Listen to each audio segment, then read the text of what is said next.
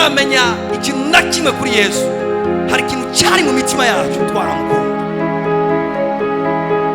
Kumukorera n'umuriro kandi atabintu byinshi cyane uramenya kuri Bibiri ivyo ivyita urukundo. Imana utiyumvira igihembo na kimwe, utiyumvira merci y'umuntu n'umwe.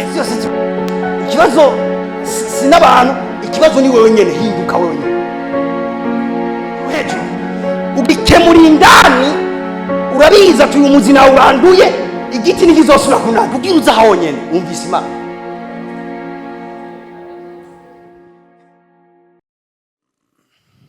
Haleluya. Nagomba tunyarukije dufata umwanya wo kwiga ijambo ry'Imana. Hama ndatanga novuga sinzi ko novyita inkebuzo, reka ndavyite instruction. Turiko turiga ijambo ry'Imana, ama verse dusoma vyiza wo yandika soit mu telefone yawe soit donc ahantu usanzwe gufatira amanote, kugira ngo nugera muhira uvyibutse, ubisubiremwo, usubire usome iryo jambo, mwemera kuganirize afate kuri iryo jambo. Amen. Uburyo bwiza bwo kudasiga mu nzu y'Imana ibyo wize no kugenda ubitwaye. Ndasubiramo. Uburyo bwiza bwo kudasiga mu nzu y'Imana ibyo wize nuko ibyo wize ubitwara uvyandisa ahantu. Umutwe uribagira. Mugabo wavyandisa ahantu ugaza gusubira kurimbura ukimvira kuco Imana yavuganye nawe. Umwanya nk'uyu mbere ndanankuraje gose umuntu wese kuba afise ahantu yandika, afise agakaramu na gakarne, canke naho afise tablette canke telefone ushoboye kwandika mu mugabo. Umuntu wese aba afise ahantu ari karandika. Mu mwanya nk'uyu muhemera ashoboye kuvugana nawe, kandi mwibuke ko ijambo ry'Imana rivuga ngo ivyo wereswe uvyandike mu nyuguti zisomeka. Amen. Si ivyo busa kuba Imana yabwiye abakuki ati ivyo ndiko ndakubarira uvyandike mu nyuguti zisomeka. Rero ni vyiza ko ivyo turiko turabwirwa n'Imana vyandikwa ahantu kanaka kugira bikoroheze kubisubiramwo uri wenyene, biratahuritse. Now reka tujane rero hariya mwitanguriro igice ca 39. Ndasoma mpereye ku murongo wa mbere. Ava ngo Yosefu bamumanukana muri Egiputa, maze Potifari umunyegiputa umugendanyi wa Farao yaganza abamushiramira, amugura n'abashimayeli bamumanukana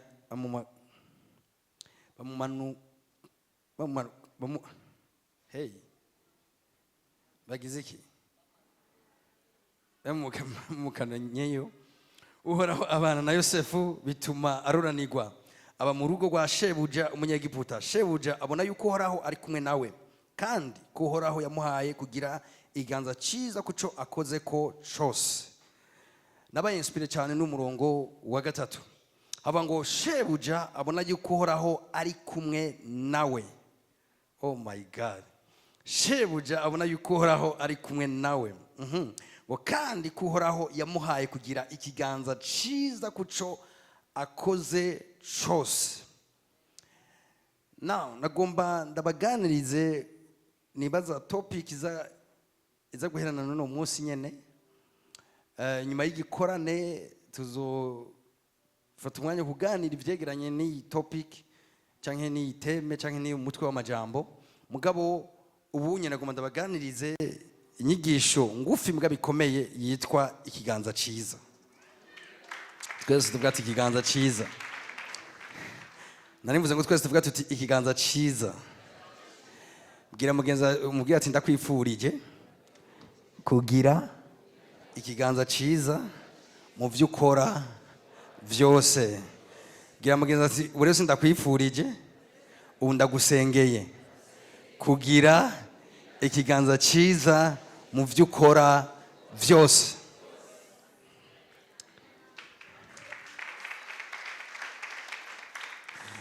Bibiliya ngo shebuja abona yuko Uhoraho ari kumwe nawe, kandi ko uhoraho yamuhaye kugira ikiganza cyiza ku cyo akoze cyose. Ndabibutse abantu b'Imana, ibi twiga ngaha nta gitabo dufise tubisomamo kugira tuze kubibigisha. Nidufise programme iva ivatika ivuga ati dimanche muzokwiga ibi, dimanche iza muzokwiga ibi. Turasenga Imana, Imana ikadushira ku mutima ibyo guhishengera. Rero muvyakirane nka nkama, muvyakire nkama, muvyakire nk'ivy'iwanyu. Ibi ni byo uhoraho karavugana n'ishengero ryacu, kandi ko uhoraho yamuhaye kugira ikiganza cyiza ku cyo akoze cyose. Mbega byo byaheranye na Yosefu? No.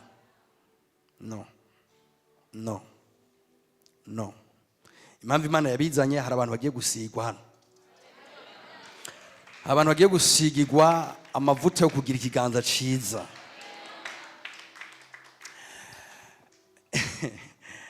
Haleluya. Ndavyumva, henda kurahenda byumva. Hari abantu bagiye gusigirwa amavuta yo kugira ikiganza cyiza. Uko kwezi k'umunani ibidasanzwe bizoba. Hari abantu bazogira ikiganza cyiza mu buryo bukomeye cyane. Mwumve ko ari imvugo ya Bibiliya, ikintu bita kugira ikiganza cyiza. Ese umuntu n'isomba zitezisha zirura, inge zikoze muce zigaha. Nyumviriza, ari ikintu bita kugira ikiganza cyiza. Hari umuntu muri kumwe ugenda uratsitara umwanya wose, ngi hari undi muri kumwe n'amabuye yo kugutsitaza acava mu nzira. Hari ikintu bita kugira ikiganza cyiza, nibyo ngomba kubaganiza. Iyo tuvuze rero kugira ikiganza cyiza, ntihagire umuntu yumva ikiganza nk'iki cyiza. Ni imvugo ya Bibiliya ifise ikindi kintu isobanura. Bavuze ikiganza cyiza dufatiye kuri Yosefu. Yosefu avuze ngo yari afise ikiganza cyiza, ukwiye gutahura icyo byasigura. Icyo byasigura bwari ubuntu buri kuri Yosefu. Yari amavuta Imana yarobanuje Yosefu. Mbwa ayo mavuta yatuma Yosefu ikintu cyose akozeko kigira amahirwe, cyatuma aroranirwa, cyatuma yakigwa, cyatuma agira amahirwe mu kintu cyose ariko arakora. Nticyari ikintu kiboneka. Yosefu yari afise ibiganza cyo kimwe n'ivy'abandi. Mugabo Yosefu yari afise ikindi kiganza kitaboneka. Icyo bari ikiganza cyiza, si ikiganza kiboneka gutya. Dayeri iyo biriki yavuga ibijyanye n'ukuboko kwiza cyangwa ikiganza cyiza, ibiki yavuga aspect y'imwemu ikomeye cyane, nifuza ko umuntu wese atahura. Ni robanurwa n'amavuta aza ku buzima bw'umuntu, hama ukamenga amajambo yiwe atanguye kuryoha, ibikorwa by'uwo ukamenga birarunze, ikintu cyose karakora ukamenga ari ukuntu hari indi tushi itaboneka igenda irasunika ivyo bintu. Urashobora kuraba umuntu ingene abayeho, ivyo akora, ingene bimeze, amagara yavyo, ukaraba umuryango wiwe, ukaraba ibintu bitandukanye umuntu ariko arakora, ukabona ati uyu muntu yarahezegewe n'Imana. Hari ikiganza cyiza kiri ku buzima bwiwe, ashobora kuba atari conscious yavyo, mugabo je nagomba Imana niyagusigira kugira ikiganza cyiza ubeho kandi uri conscious yavyo. Hari umuntu amenya ati jewe Imana yanyugururiye, Imana yarangiriye ubuntu bwo kugira ikiganza cyiza ku bantu, kugira ikiganza cyiza mu byo nkora, kugira ikiganza cyiza aho ngiye hose, kandi akaba abizi ati ku by'ukuri ubwo buntu narabuhawe ndabufise. Amen. Urashobora kubona mu buzima bwawe urugendo rwawe ingene uri kuragendana n'Imana, ukabona ku by'ukuri ati je Imana yarampaye grace idasanzwe iri ku buzima bwanje, kandi ituma ndoranirwa cyangwa ngira amahirwe mu kintu cyose ndiko ndakora. Icyo rero cyo twita ikiganza cyiza, ni force itaboneka, n'ubuntu butaboneka, n'umugisha wo ku buzima bw'umuntu, hama ibintu bikamworohera bikagenda neza, atari uko yagize effort nyinshi, mugabo ari uko hari ikiganza cyiza kiri ku buzima bwiwe. Imana ishimwe. Haleluya. Muvuge amen. Alors, nshuti zanje, nagomba ndababwire ko mu bintu byinshi wibaza ko wabuze utarose arivyo byatumye umera kumeze, banza uvyibagire. Hari umuntu atanguza ikintu akagikora hama mu nzira kigafeiringa cyangwa kikananirwa, hama cyananirwa agashaka kuvuga ati ngira narifise umutaye mutonyi, kumbure vyari mu kibanza kibi, nahuye n'abantu babi n'ibindi vyinshi. Ivyo byose birashoboka, mugabo hari ikintu gisumba ivyo.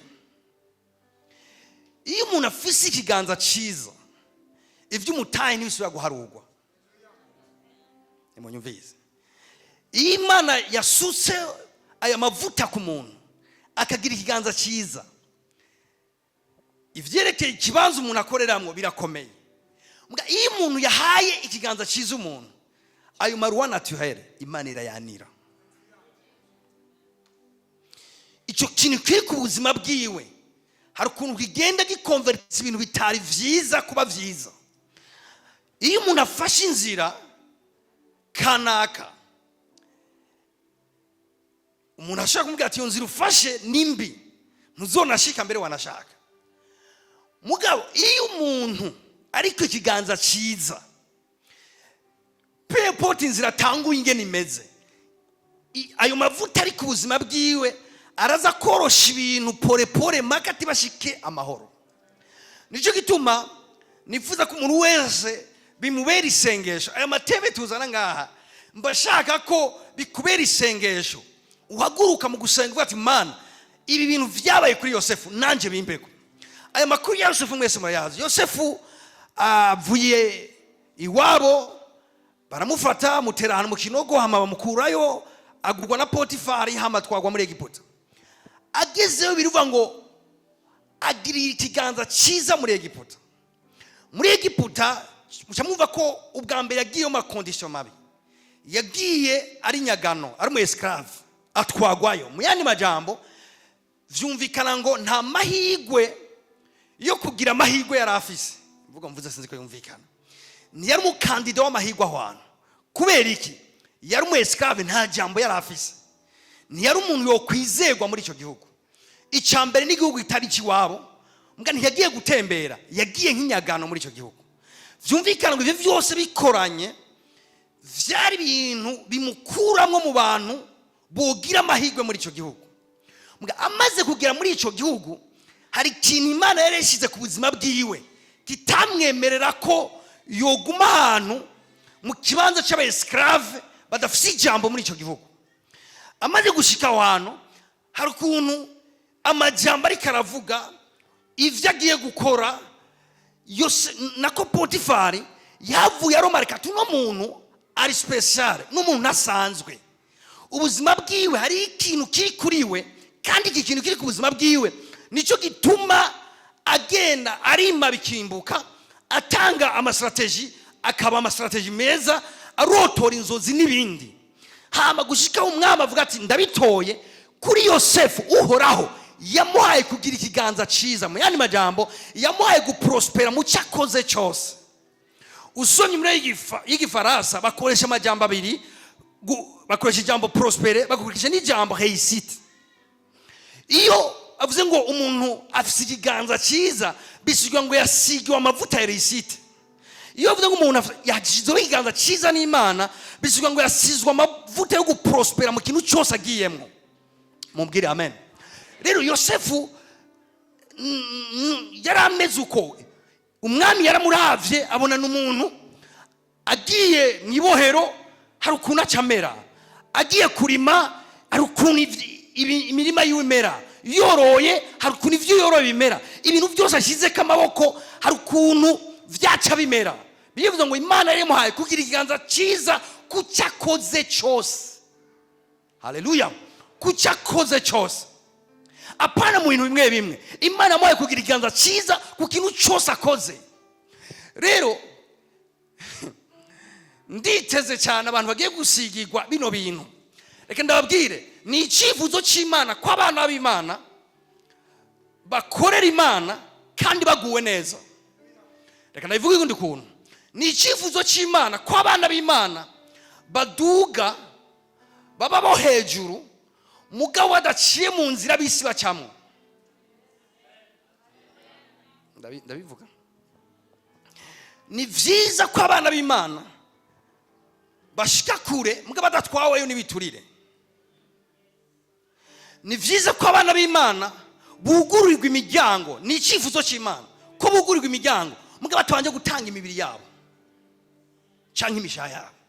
Ni vyiza ko abana b'Imana, Imana irabikunda, irakeneye kuba umuntu kanaka yakuremeye icyo yakugize, mugabo utabanje gukomprometa izina ryayo, utabanje kubaho mu buryo bw'amanyanga.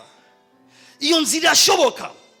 Muri iyi si turimo bisaba ko ufite ikiganza cyiza kugira wisange mu maposite kanaka utari umunyamugambwe kanaka. Jewe ndahamya rwose ko umuntu afite ikiganza cyiza yo kwisanga. Reka jewe ndibaza ko mu gihe cya Yosefu hari abantu bari babereye kuba abaminisitiri ba mbere. Muga Yosefu ni giki cyamugize minisitiri wa mbere w'icyo gihe? Bibiri ivuga ngo ikiganza cyiza cyari kuri we. Alors, rimwe na rimwe turiga ibijyanye no gutera imbere no gukorera Imana kandi tukayikorera mu buryo bwagutse cyane. Mbwa inzira ducamo Imana yari itrashije.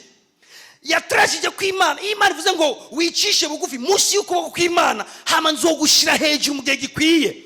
Wumvirize icyo bisigura. Imana mu gushira hejuru umuntu imushirako ikiganza cyiza, akavuga ibyo abandi bavuze mbwa bikaba considere gusumba ibyo abandi, agakora ibyo abandi bakoze mbwa ibyo bakoze Imana ikabishyiramo indi tushe. Ibyo rero ishyiramo Imana nivyo byitwa ikiganza cyiza. Nivyo najye kugukominika mu izina rya Yesu. Nivyo najye kukubwira ko ari umugabane wawe mu izina rya Yesu. Muri ute yoyo utegeza kugendera mu kiganza cyiza mu izina rya Yesu. Nguma numva nemezwa ko si kibazo cyaho umuntu ahereye, si kibazo cy'ibintu umuntu afise ubunyene. Ese ikiganza cyiza kiriko kirakora mu buzima bwawe, gitanguye gukora iri kwirikira ubupfuvyi nacyo bwo kugira kubiri imfuvyi nta kibazo. Ikiganza cyiza kiri kuri wewe uzoprospera tu. Si kibazo cyawewe, si kibazo cy'ibindi bintu byinshi, ikiganza cyiza kuri wewe. Haleluya, haleluya. Sunyiganza mugenzi ati ndagusengeye, ati mugenzi wanje ndagusengeye Imana igushireko ikiganza cyiza mu izina rya Yesu. Umuntu ariko ikiganza cyiza umukiriya yova muri side akaza kumurondera muri no kubera afise ubuntu bwo kudandaza. Imana yamusigiye icyo kintu. Haleluya. Umuntu umushoferi afise ikiganza cyiza amawenije akomeye yo murondera, ataruka afise ubuhinga butandukanye n'ubw'abandi, muga ivyo ari karakora ubuntu bw'Imana buri muri vyo, yarasiga ivyo bintu ari karakora. Haleluya, haleluya. Vuga kuvaho vyakabereye ni kera. Hari inzira Imana yatrashije abana bayo bazokwisanga ari imitwe atari mirizo. Ari inzira Imana yatrashije abana bayo bazokwisanga bari imbere bataraba inyuma. Ni inzira y'ikiganza cyiza, ni inzira y'ubuntu bw'Imana, ni inzira y'Imana isiga abantu bayo hama bakisanga mu byo basengeye. Ndababwire si kesi yo kwatura. Ibi si kesi yo kwatura, ni kesi yo gusigwa. Ni kesi yo gusigwa. Ni kesi yuko Imana yakurobanura icyo kintu, yagutumye muri icyo kintu, yaguhereye umugisha icyo kintu. Hatakarabaye menkaramandalabaye. Kubura umuhererezi ivyo nivyo konta. Ijambo ryo rishoboye kugira point, rishoboye kugira uburemerezi cyane. Bisaba ubuntu bw'Imana kugira bagutumburure mwibohero wisanga ibwami. Bisaba ubuntu bw'Imana kugira bagukure ku irembo nka Morodekayi hama wisange ku ifarasi. Bisaba ubuntu bw'Imana kugira umukobwa nka Esteri niwisize niwigize ibintu byinshi mugo umwami atikubona aca gutungura utoketi nzani ujya muntu. Bisaba ikiganza cyiza ku buzima bwawe. Haleluya.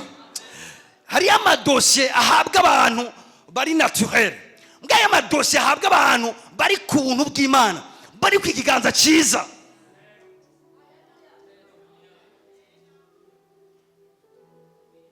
Mutama kuko Imana yashimye gutungisha abantu bayo, kuko Imana yashimye gushira imbere abantu bayo. Izindi nzira zose nizishika. Kandi kuhora yamuhaye kugira ikiganza cyiza kucakoze cyose. Akantu ka kwisa umutima wanje ibaze ngo kucakoze cyose. Aragiye intama zivyara zinezine. Yoroye ubukwavu.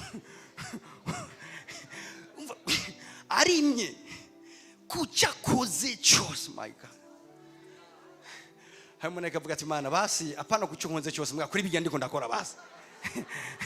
Nta kibazo umva kwizera kubwira ngaho mbwa Yosefu wewe yawe kugira ikiganza cyiza kucako, my God, alabaya ubuntu mbwa burarenze kucakoze cyose.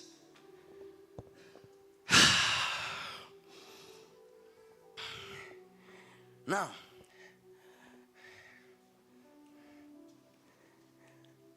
none bigenda gute cyangwa bifata inzira yihe kugira ngo Imana, kuko ni Imana ikira control ibi bintu, ni Imana ikira decide muri ibi bintu, bigenda gute kugira Imana ishira ikiganza cyiza ku muntu?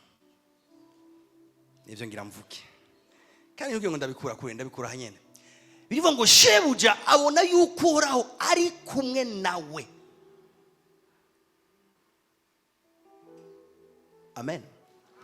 Yosefu yavuye mu muryango iwabo atajyanye amafaranga, mbwa yajyanye Imana. Yosefu yatwawe muri Egiputa aguzwe atajyanye ibintu byinshi, ari mu esclave, ari umuntu wo hasi cyane, mbwa yagiye atwaye Imana muri Egiputa. Mu yandi majambo ikintu cyatumye Imana mu ikiganza cyiza number 1 nuko yagendanye nayo, nuko yari kumwe nayo. Arubana Imana impamvu abakizwa benshi twisanga mu mayesheke tugenda mu bintu tutajyanye n'Imana. Ndavyuka umunsi umwe nk'umuntu nkiyumvira ati ngira ibi, avuga ati ngira ndandaze ibijumbu. Hama mwumvirize nkaca senga ati Imana ndagusavye ube muri ibi bijumbu, umugisha muri ibi bijumbu, ungiri ubuntu muri ibi bijumbu ndiko ndadandaza. Siko bikora. Imana ishigikira ivyo yatanguje.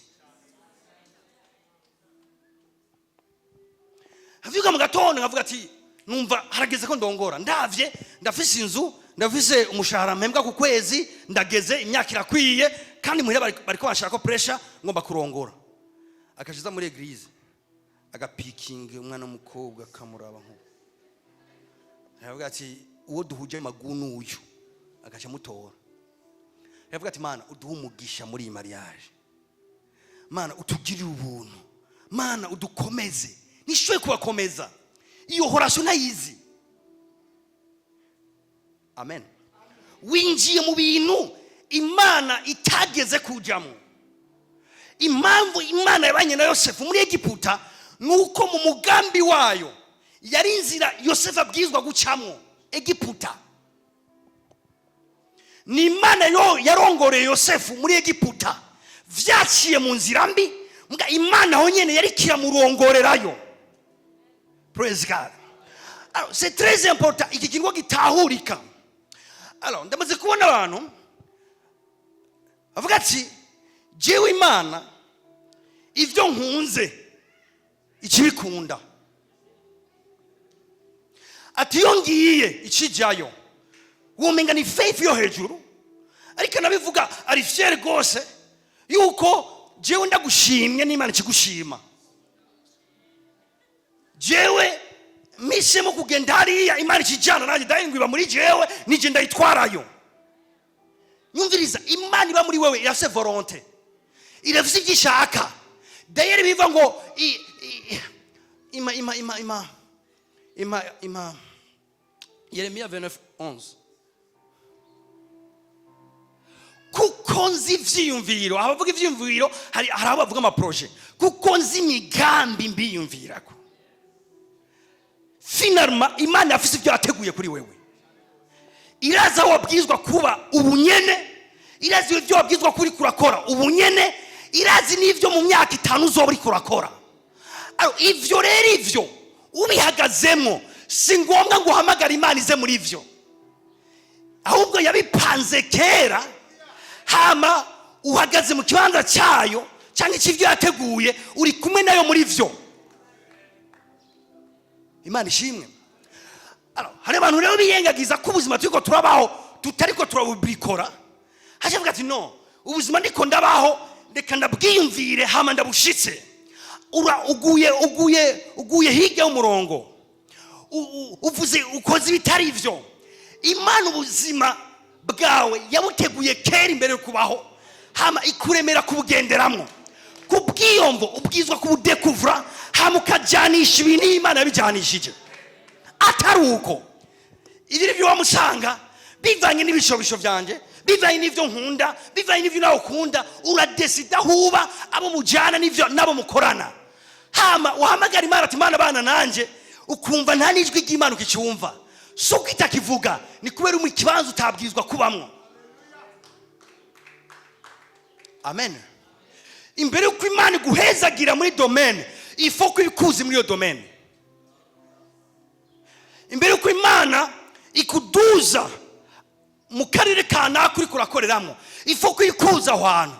Itakuza aho hantu haleluya. Na bari Imana iyi ni inyigisho y'ubupfu bwose, aho umuntu yizera ngo ivyo nkoze Imana irabikoze.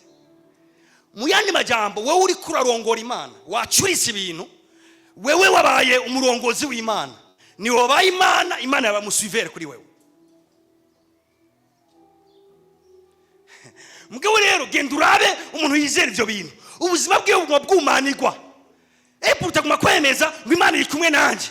Icyo yizeye ni giki? Yizeye ngo rufete yuko ndabirimwo n'Imana iri kumwe nanje. Nyumviriza abantu Imana, kuba Yesu ari muri wewe nibisigura ko acagenda confirma inzira zose ufashe. Kugira confirma inzira ufashe nuko iyo nzira ihwanye n'iri mu mutima wiwe ku bwawe. Imana uri kubara mbabwira amen. Okay. Umviriza rero impamvu, subira hahandi, impamvu Dawidi Imana yabanye nawe, impamvu Yosefu Imana yabanye nawe, nuko yari kaca mu nzira Imana mushakamwo, yari gakora ivy'Imana mushakamwo. Nicyo gituma nkamwe wowe uzi neza yo kuri mu kibanza kitari ciwawe, mu vyo uri kurakora bihagarike.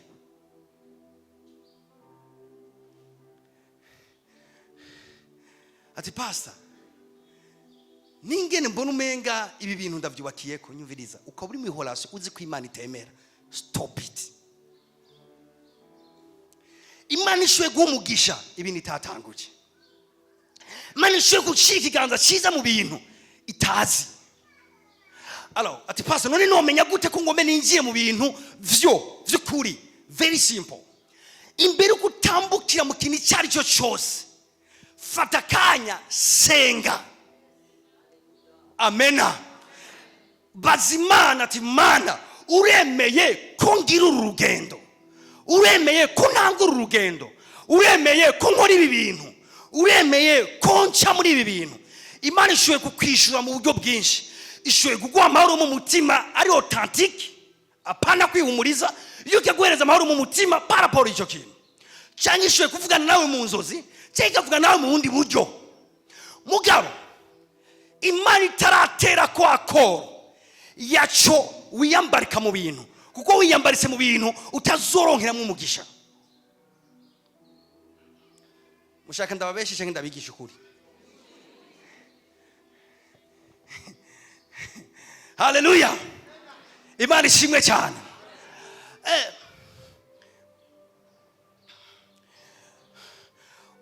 Umuntu araje akubwira ati dukorane.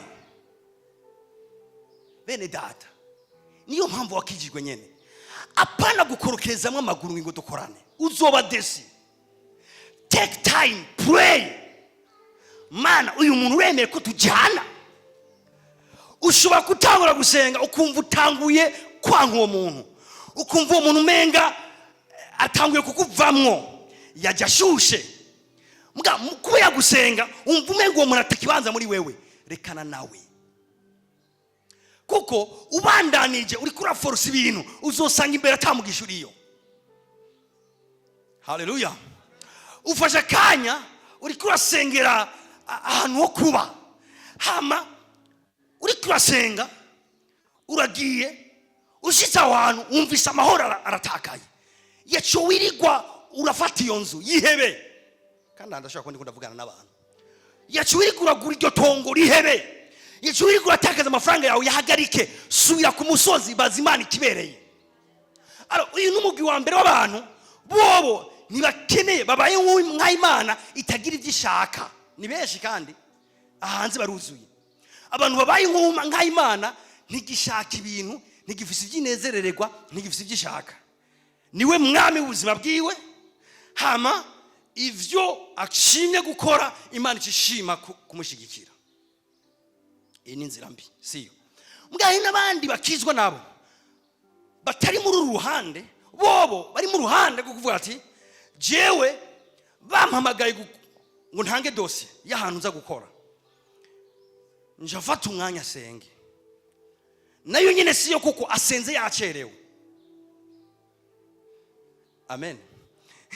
Ibaze umuntu akuzanira ati dukeneye abakozi ejo, hama guhaye dossier hama ngiye gusenga mu minsi 3.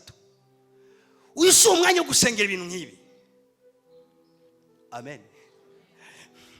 Wategezwa kuba warubatse ikintu nita kurongora future, canke kurongorera kazoza kawe mu masengesho, gutumbereza kazoza kawe mu masengesho. Ibi bisigura ngo hari ibintu nzi ko nzokenera mu buzima, ndabisengera ntarabishikira. None ninde atazi ko azokubaka? Kandi nimbuzi kuzokubaka, uwo muzokubakana urazi ko utazokubaka wenyene, hari uwo muzokubakana. Uwo niba musengera hageze, hari umuntu ku myaka 35 ni hari karasengera uwo azokubakana, waracerewe. Praise God. Ni umuntu ateja kuri pressure y'imyaka y'abantu n'ibindi vyinshi, ati kame mu mwanya uko ranjana agaje yitamwo kuvudikira umuntu wese abonye. Mugabo iyo umuntu afasha kanya akamenya ati mu buzima nzokenera akazi, ndacyari umunyeshuri muga nzokenera akazi, sengera akazi hakiri kare.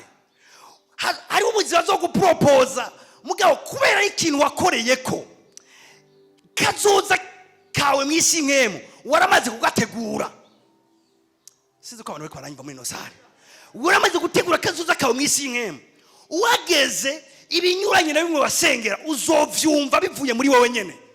Uzomenya ngo uyu muntu sinzi muga ndumva umenga siwe, sinzi gituma muga ndumva tewe dukwiye kujana, ndumva ko umuntu ariko arampropose ibintu ni vyiza, muga kubera ya masengesho witangiza imbere muri kazoza, uwageze uzokumva ko iyi migambi ariko arama siyo, ni fake.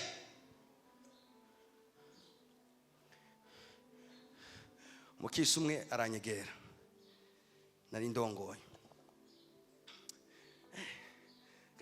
Imana itanga kwihana, isuko kwihana cyane. Uribaza kuza kwa escroka pasteur, ukamwe escroka pasteur, kicaro kamuha imigambi, araza aranyicara karame imigambi, hambye ati pastor zana 20 million dukorane, tindafisi deal irashushe, ati yo deal vraiment pastor ugurutse mu mafaranga. Aranyicara ikamusi wa mbere ndamwankira, arasura garuka umunsi wa kabiri, hambye ati pastor aranca pingine nzombaye mu miliyarderi mu misi mikeya. Kuri 20 million miliyarderi mu myaka 2 sha, hari ibintu bikwiye gutera amakenga. Amen. Haranyicara ikanasigurira, arama imigambi. Ndabwira ati mon frère, jewe nta business ndiko ndakora ivyo bintu, ndagusavye umbabarire je nibandaniza ivy'ubutumwa bwiza. Araja kuri ati basi mama damu wawe dukorana, arundira ko 20 million ndazisora. Sinabajije Imana, mbwa nari narasengeye kazoza ava. Hari ibintu rero ngiramwo amasengesho yo munsi ntabakenewe, nkatungwa nayo nasenze muri kahise. Igituma imbere yacu twama dusanga ibihome tudashuye kurengana, ni kubera kazoza kacu nta masengesho arimwo. Karimwo urusaku, karimwo ibintu. Mbwa iyo washize kazoza kawe ukakuzuza amasengesho, uzosanga inzira yawe ikuye. Haleluya. Ndatangazwa n'umuntu avuga ngo ndagenda gusenga nka muri byo sengera. Urabizi kuzovyara. none abo bana bawe ntufise ingene ushaka ko bazomera, ntufise ibyo wosengera kuri bo. Urabizi ko uzokwantrepreneur kubera iki ivyo utari kurabisengera. Urabizi ko ari abantu iyo bica hose muzokorana ivyo uri kurakora kubera iki abantu tubasengera. Haleluya. Kugira ngo bikunde ni wamara gutambukira muri ivyo bintu utambuke mu vy'Imana yemeye. Haleluya. Bano bandizera amasengesho cyane. Umuntu yasenze nawe ubona umenga agiye kugwa, arafise ukuboko kuza kumuvyura. Erega Imana ntiyavyibagiye, niyibagiye ko wasenze. Muri stoke imbere y'izina ryawe biriyo ati umuntu yasengeye umugeni, ari marayika wirasiye yuko adahusha mu vy'umugeni we. Ati umuntu yasengeye akazi wirasiye yuko adatwagwa n'abateka mitwe. Kubera iki? Wara investishije prayer muri future yawe. Amen. Ivyo rero bizogutuma kugira iki? Kuja mu bintu Imana igomba kujamwo. Umaze kuja mu bintu Imana igomba kujamwo, nshuti yanjye ndakugarantishije ikiganza cyiza kizojana nawe muri ivyo bintu. Ikiganza cyiza kizojana nawe muri ivyo bintu. Ikosa dukora nuko tubwira Imana ngo idushikire mu byo tutayibagiye mu gutangura. Nuko duhamagara Imana ngo idushigikire mu bintu itazi. Nizi ivyo urimwo igihe wabitangura ni wanayikonsulse hamati Imana ikiganza cyiza, ikiganza cyiza nibikunda. Nibikunda. Haleluya. Samueli wa mbere igice 18 era ku murongo wa 12. Maze Sawuli atinya Dawidi kuko Uhoraho yari kumwe nawe, ariko we akaba yamuvuyeko. Maze Sawuli atinya Dawidi ngo kubera iki? Kuko Uhoraho yari kumwe nawe, hama Sawuli aba yamuvuyeko. Bana yisome gato. Nico catumye amwigizayo akamugira umugabisha w'ingabo igihumbi. Nico cyatumye Sawuli yigizayo Dawidi akamugira umugabisha w'ingabo igihumbi, akama atabarana nazo amajana amaza. Kandabwira Imana mwisi nkemu hari amakompetition aba. Amakompetition aba hano mwisi boneka. Murahiganwa hama wowe utsinze akabari wowe utahana igisibo. Mwisi nkemu naho habere amakompetition akomeye cyane gusumba iba mwisi iboneka. Mwisi nkemu murashobora gusiganwa n'umuntu hama akagutanga gushika. Mwisi nkemu hariho amahiganwa berayo, kandi uwatsinze mwisi iboneka baramenya ko yatsinze.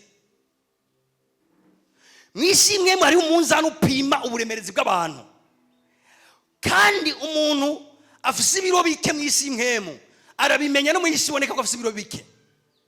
Umuntu awawutse, umuntu atacha sigura ataremereye mwisi nkemu, nawe nyene muri isi iboneka aravyumva ko ni peti. Nibyo byabaye kuri Sawuli.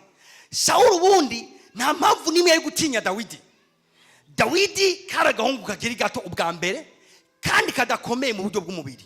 Mbwa Sawuli biriva ngo yapima metero zishika 2 kandi akomeye umujeya.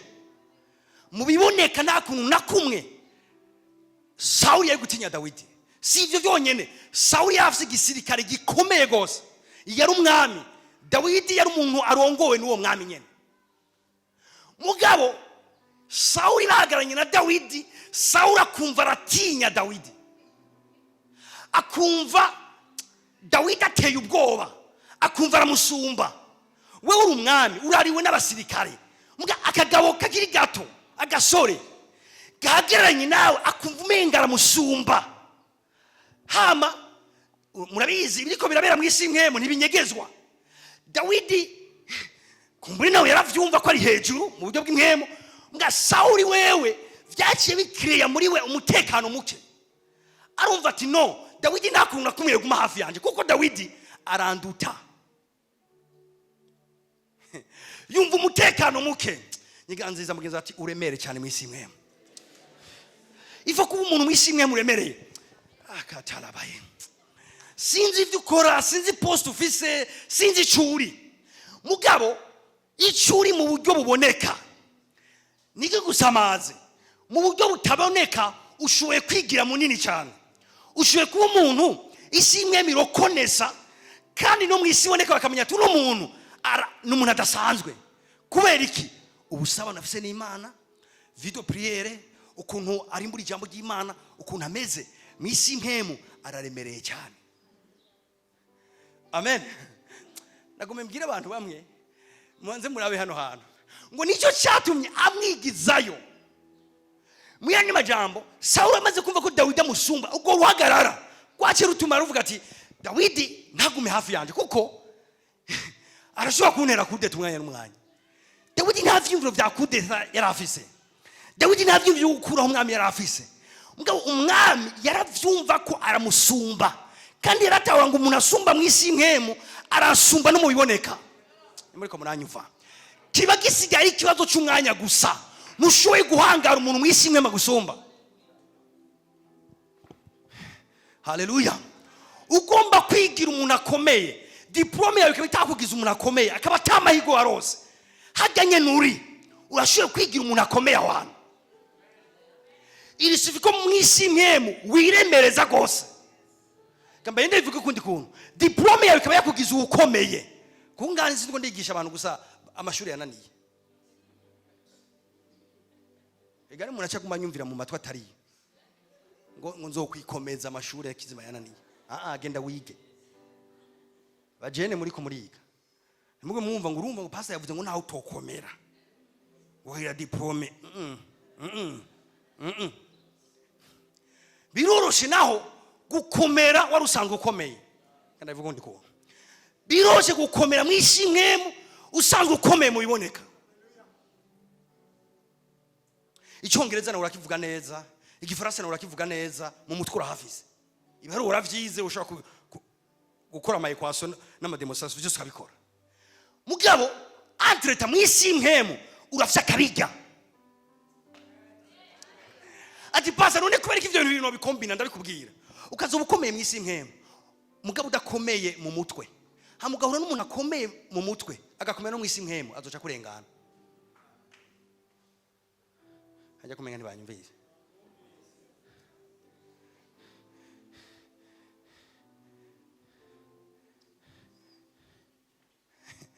Ikanza mugenza ati cya kwishuri. Cya kwiga.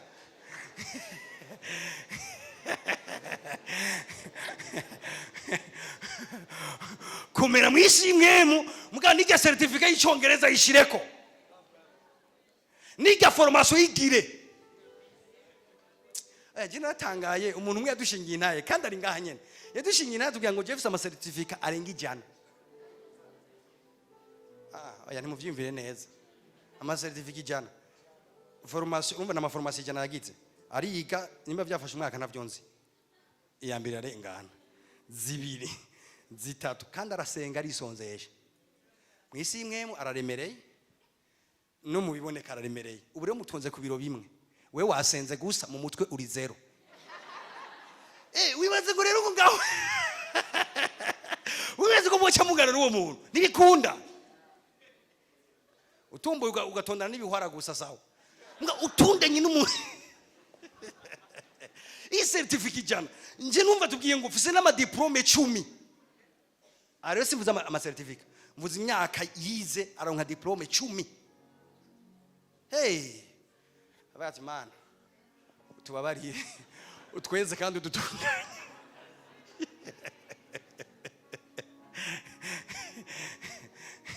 Hallelujah. Okay. Sauli kambana ibyo nari ndimwo. Sauli arumva ko Dawidi ari hejuru yiwe. Ubwo buramwisha. Amamwegeza kure. Nagume mbwira abantu begeje kure. Dori. Ndakubwira impamvu. Rika mwisi nkemu barakuzi. Bijya bitongo zindi gusenga barabizi. Ake masacrifice utanga arazwi. Waruzi kwa masacrifice utanga mu nzu y'Imana abapfumu batayazi. Barayazi. Narabwiye inkuru y'umuntu umwe. Umuvyeyi afite umwana ukavyuka amusengera hamanya mwana arakura muva ko aragenda kijya mu bintu bibi. Bamutwaye ku muntu yagomba kumutwara ikuzimu. ageze gufundikanya ibintu vyiwe yafundikanye acavuga ati uyu muntu wanzaniye ntibishoboka ati kuko ariko amasengesho menshi ya mama wiwe ati vyangoye ingene nshobora kumwinisha muri ibi bintu kubera araremereye cyane sayo yisenge ibi byaranteye intege umwana wanyu ntashobora kuryama namusenge nibikunda ko ndabizi ko natazigamwe n'amasengesho yiwe azozigamwe nayo namusengeye natashigwa hejuru n'amasengesho yiwe aho namusengeye ntazotakara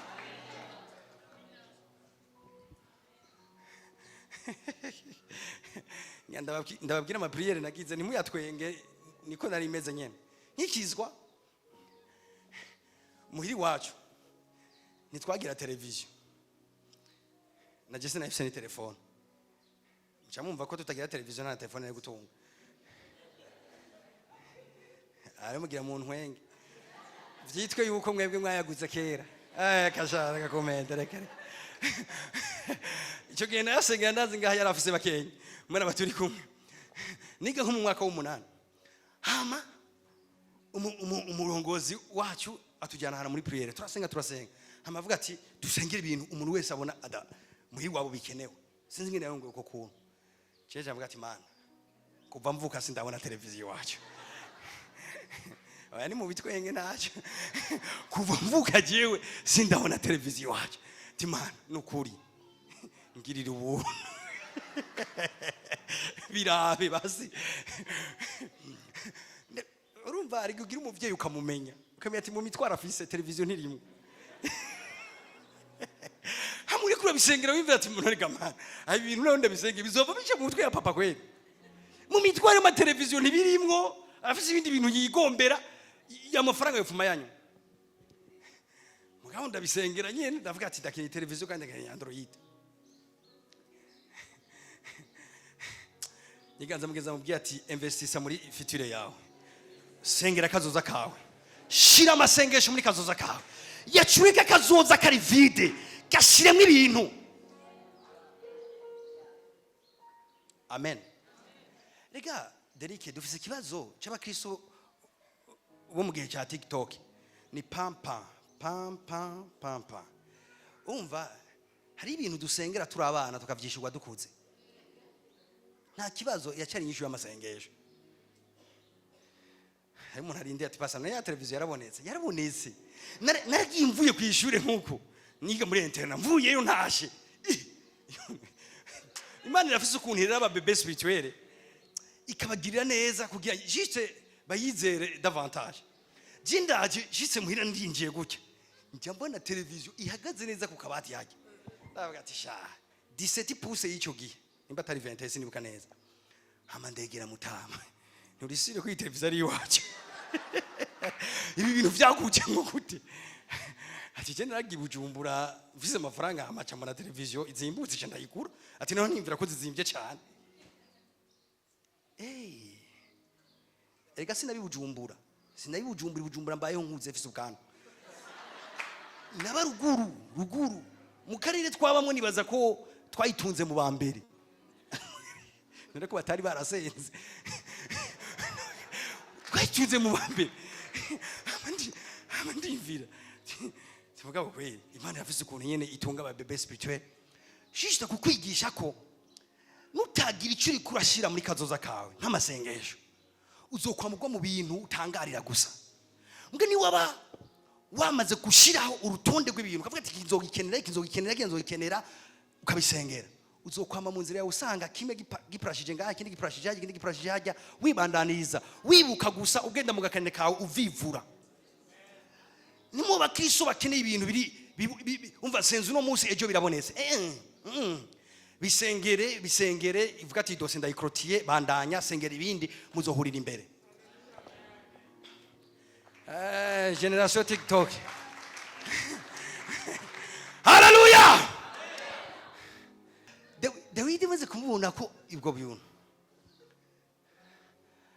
acamubwira ngo vaho sukumwirukana gusa wacha mutu amurungika kuba umugabisha w'abasirikare acamurungika nyene mu ntambara kugira gweyo mbwa umuntu ari ku buntu bw'Imana umuntu ari kwikiganza ciza c'Imana bano imana shaka umushira imbere y'umwasi w'umubwira ati rasa rero ubona inkoyi irasha amazi cyangwa ikaziba. Njana muri Actes des Apôtres ibyakozwe n'intumwa. Thank you Jesus. Kora ku mutwe wawe uvuge ati mwami Yesu ndisengeye ikiganza cyawe ciza kibane nanje, ikiganza cyawe ciza kibane nanje mu izina rya Yesu, amen. Narivuze ngo ibyakozwe n'intumwa igice cya 5 umurongo wa 34 ushikana kuri 39. Ndangiriza. Maze hahaguruka umwe mu ikombe, Hera hejuru gatonye nko kuri 33. ariko bo bavyumvise baribwa mu mutima bashaka kubica. Maze hahaguruka umwe mu ikombe w'umufarisayo twa Gamariyeli.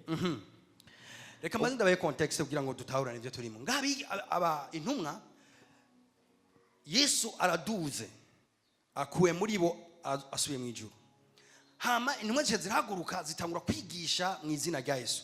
Baravuga ubutumwa, abantu barizera, barihana, hari ibintu byinshi. Hama biriko biraba barafata intumwa, bamwe mu ntumwa barabafunga. Babafunze barabakubita, baje kwakubita haba igitangaza bugara mu bohero. Ibohero ririyugurura, intumwa zirasohoka. Hama zija mu gisagara zitangura kuvuga ubutumwa bwiza. Umwe muri abo baherezi n'abanyamadini b'ico gihe ababona bariko baravuga ubutumwa bwiza mu gisagara. Hama caragaruka abwira b'abafarisayo n'abasadukayo, arababwira ati erega babantu mwafunga ndabaringanye mu gisagara bariko baravuga inkuru nziza. Aha, baca barasubira barahamagara barababaza amajambo. Hama barabishura ivyo babishuye nivyo vyari hejuru haheze. Umviriza n'ingene vyace bibandanya. Bace bagira kanama, baje kugira kanama, kanda ngarukirize neza kuri ya verse. Bagira kanama, abakuru barakorana b'abafarisayo bagomba gufatira ingingo abo bantu. Hama umwe mu bagabo bakomeye cyane yari umwigisha w'ivyagezwe kandi umwubahwa mu bantu bose, acarafata abwira abo bakuru bari kumwe nawe ati ni mutaramura abo bantu, taramura izo ntumwa. Barazitaramura bazikuraho, bazikuyeho acavuga ngo reka ndabagira inama rero.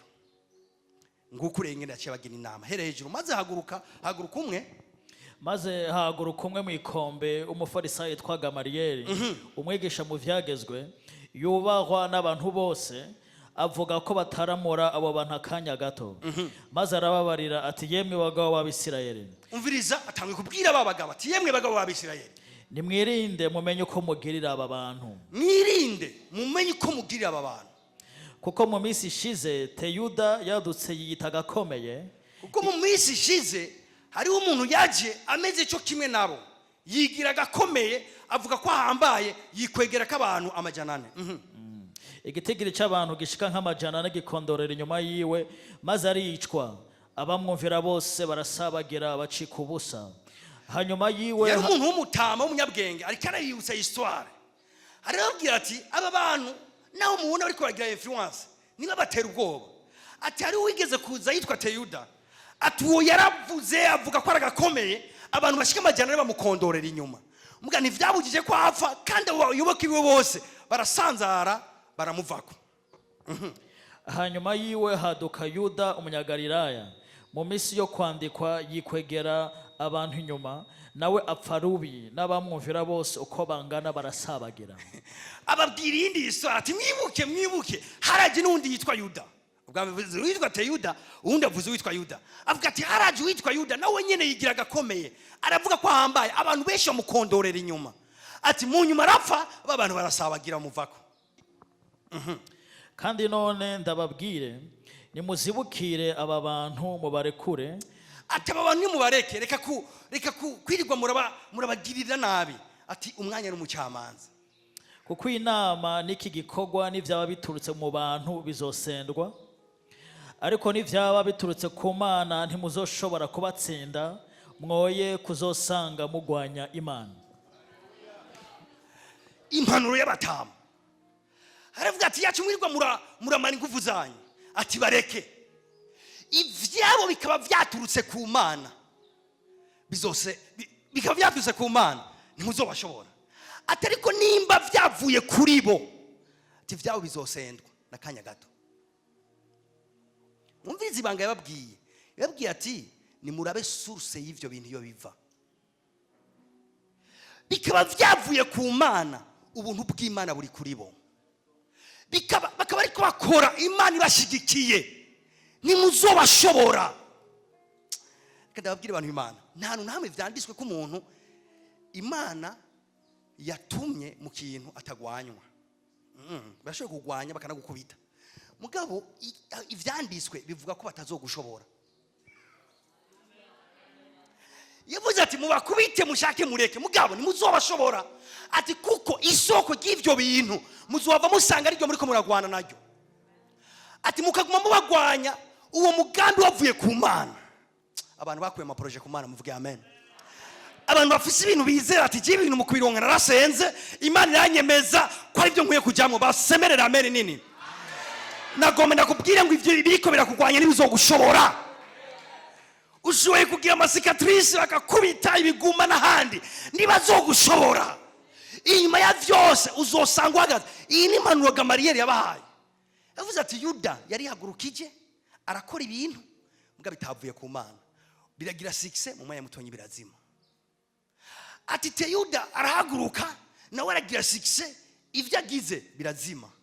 Ati aba bantu rero reka turabe igipimo kimwe, ivyo bariko barakora vyavuye ku Mana cyangwa ivyavuye ku Mana. Bikaba vyavuye ku Mana mukabagwanya, muzogwana n'Imana.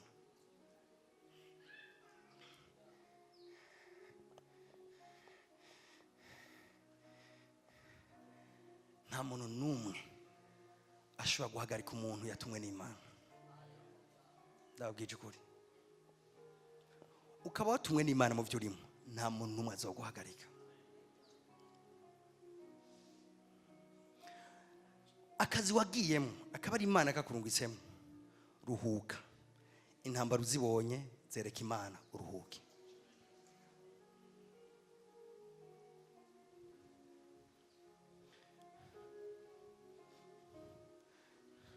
Ukaba uri muri Horasi uzi ko Imana yavuganye nawe, don't worry. Ibiriko biraba, don't worry. Imana izobitunganya neza cyane. Mga akaga cyane ko umuntu ari mu bintu atazi neza ko ari Imana yamurongoreye muri byo, kuko nta support y'ijuru iri nyuma y'uwo muntu. Ndatinya gose kuja mu bintu Imana yateye umugongo. Ndatinya gose gushigikira ibintu Imana itari kirashigikira.